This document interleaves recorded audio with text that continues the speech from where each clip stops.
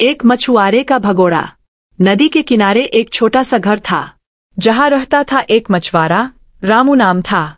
उसके साथ थी उसकी पत्नी और बेटा। जीवन बहुत साधारण था, पर संतोष था था। हर सुबह निकल पड़ता था वह अपनी नाव लेकर, मछलियां पकड़कर लाता, जीवन चलाने को। एक दिन सुबह जब वह नदी में जाल डाल रहा था, तभी अचानक उसके जाल में कुछ भारी अटक गया। बहुत जोर लगाया तो एक पुराना घड़ा निकला। उसे देखकर रामू का चेहरा थोड़ा उदास हुआ।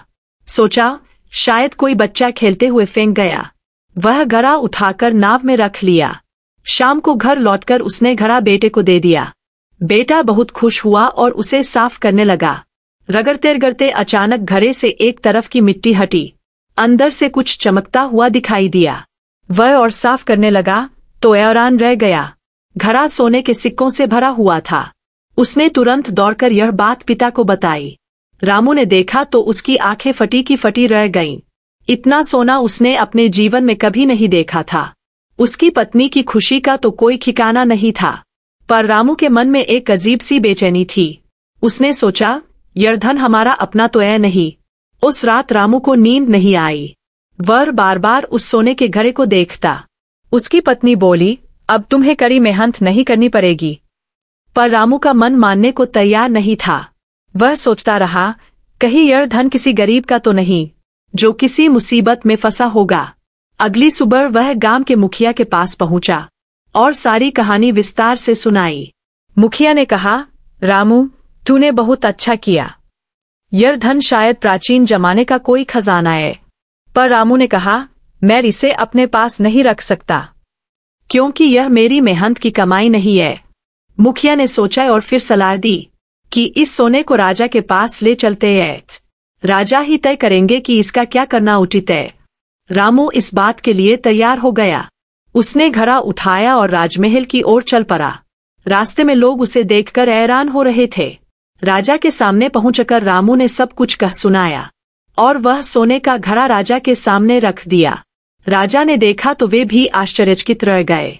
उन्होंने रामू की ईमानदारी की बहुत प्रशंसा की।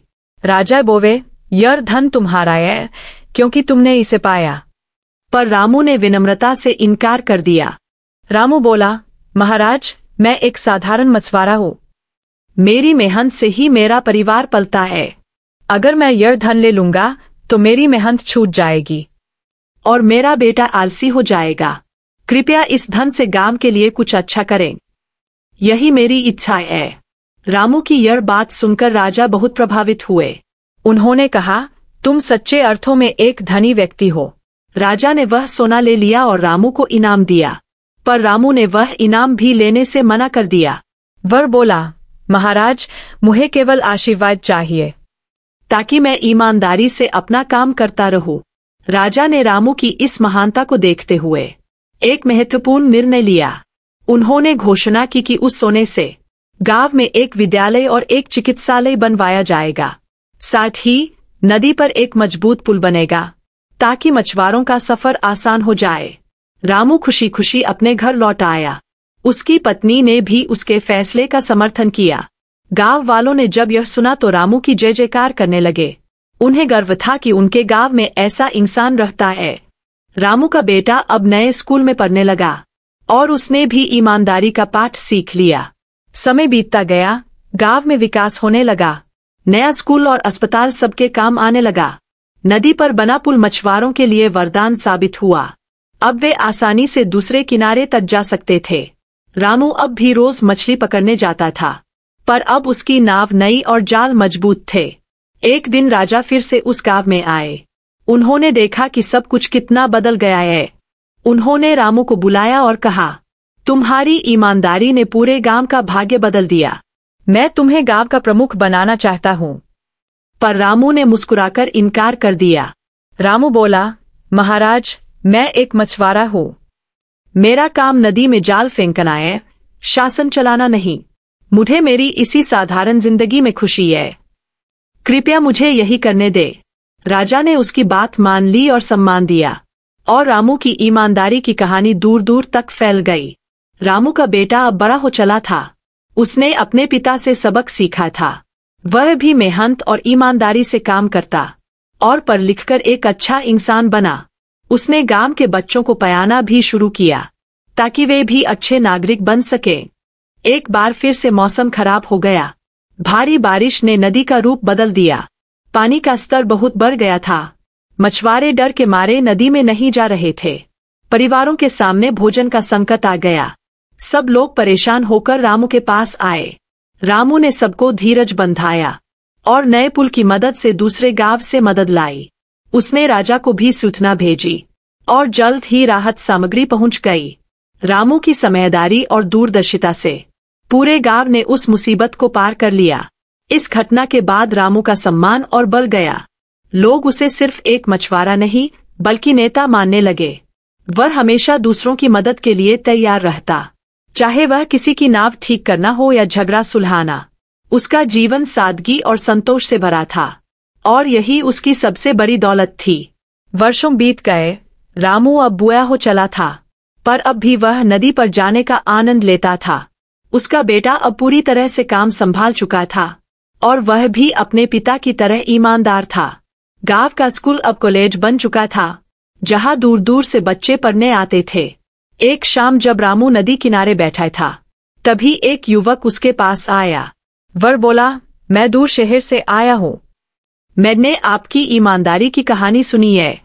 मैं आपसे मिलना चाहता था और यह जानना चाहता था कि उस समय आपके मन में क्या चल रहा था। रामू ने मुस्कुराते हुए कहा, बेटा, ईमानदारी एक ऐसा रास्ता है जो कभी गलत नहीं होता। उस समय मैंने सोचा, अगर मैं वह धन रख लेता तो शायद मैं कभी इतना खुश नहीं रह पाता। मेहनत से मिली रोटी में जो स्वाद होता है वह किसी और चीज में नहीं होता। युवक रामू की बातें सुनकर बहुत प्रभावित हुआ। उसने कहा कि वह इस गांव में ही रुककर सेवा करेगा।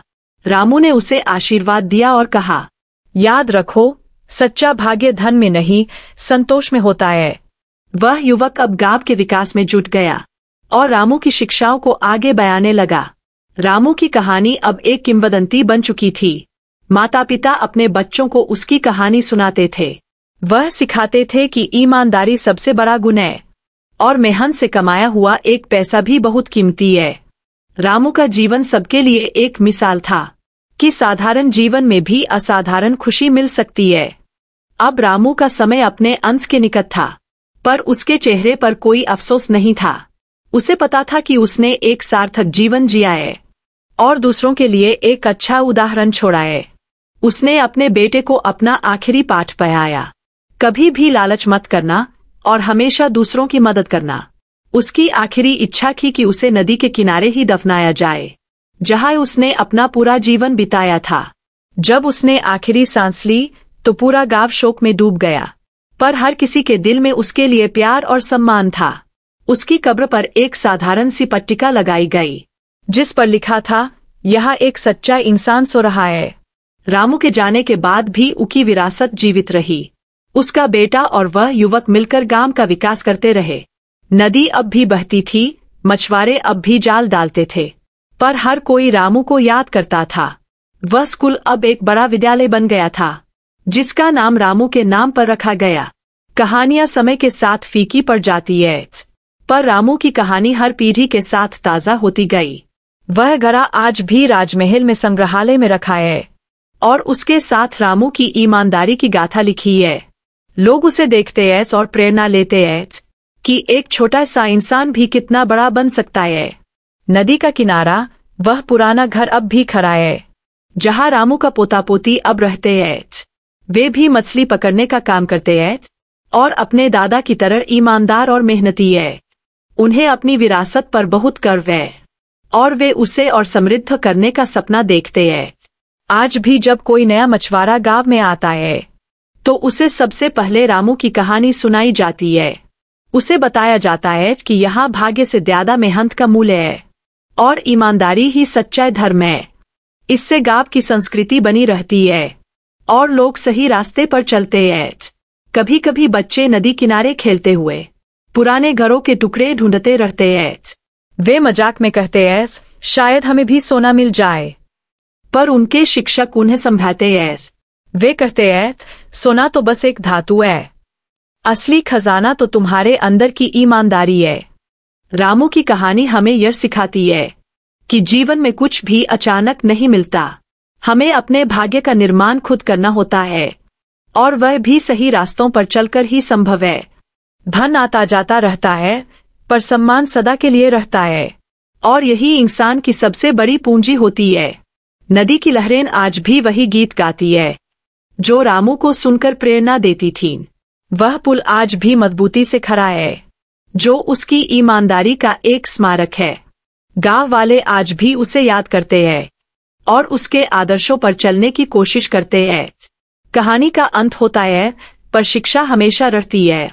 रामू का जीवन हमें यही संदेश देता है, चाहे जीवन कितनी भी कठिनाइयों से भरा हो, ईमानदारी और मेहनत का रास्ता नहीं छोड़ना चाहिए, क्योंकि सच्चा भाग्य हमारे चरित्र में छिपा होता है, और यही हमें वास्तविक सुख और शांति देता है।